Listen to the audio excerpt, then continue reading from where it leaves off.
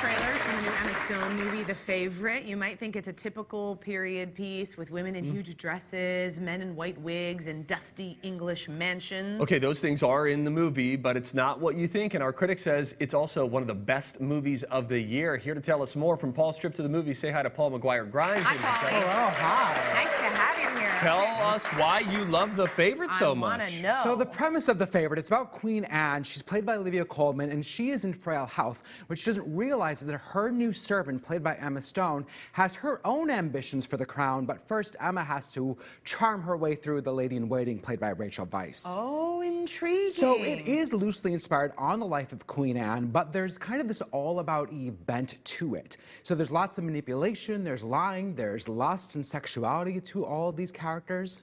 Does this feel like The Crown at all? Because The Crown doesn't feel dusty to me. It feels new and updated. This is not as prim and proper as The Crown. Okay. I mean, like, it's a little dirty, it's a little vengeful at the same time. Like, if you like prim and proper royalty, this goes against all of what you think about that. Oh, okay, and is the story interesting? Does it move well? Oh, completely. And the women are fantastic. They give 3 of my favorite performances of this year. All 3 of them got Golden Globe nominations. Great.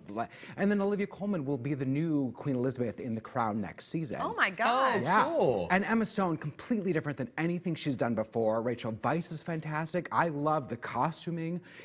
I love looking at the whole thing too. Oh my goodness. Okay, how many ticket So stubs? 4.5 out of 5 ticket stubs. It's on the best of the year list, or it will be, I should say. It's Oh, that's fantastic. fun. Okay, I'm so glad that we're talking about this. The Ballad of Buster Scruggs is a home release. This is the Coen brothers. It's 6 parts. 6 short films structured as a book about the American frontier. So that's Tim Blake Nelson, and he plays this singing cowboy that has this big goofy grin, but then he has a perfect shot. That's the first one. I've been very intrigued on if I should get going on this, so I want to know what you think. Is it worth watching? Who will like it? If you like the Coen brothers stuff, you will like this because it's such their style. Yeah. I mean, the characters are all a little bit odd. They're all a little unpredictable. But then if you don't care for one of the films, you can just skip to the next one. And Steve, question from... I have a question. Yes. How long are each of them, and do they all factor into each other? They do not. Not at all, okay. Not at all. They're individual stories. Individual stories, they all look similar because it's all about the Western, the frontier. Some are 15 minutes, some are a little bit longer, like a half hour to 45 minutes. Oh, I Interesting. didn't realize Yes. that. I might give I might give this a shot.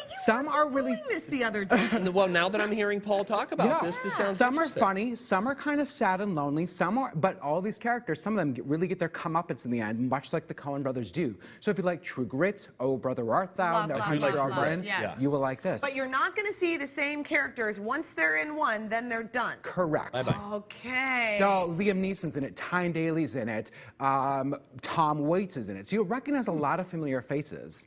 Do you leave this feeling happy, sad, or odd? It just depends on what you think of the Coens. I love it, so I felt, oh, this was good. It's book-ended really well. Okay. If you don't want to see that, Paul would suggest you see Mission Impossible Fallout, It's which you brand just new on loved. Blu-ray, on demand. It's the 6th and best Mission Impossible movie to date. It will leave you on the edge of your seat the entire time. They're in London, Paris, Kashmir in this, and you then want to go to all of these countries after you watch this movie. I gotta see Tom Cruise is so good. I gotta Yes. see this. All right, Paul, thanks, buddy. Thank you very much. I'm very delighted to hear about that Coen brothers Doesn't that situation. sound I had a interesting? lot of questions about it. You can visit Paul's website. It's paulstriptothemovies.com for more movie reviews. And you can listen to Paul on the Colleen and Bradley Show on My Talk 107.1 every Friday, or on his podcast, which is also conveniently called Paul's Trip to the Movies. I've been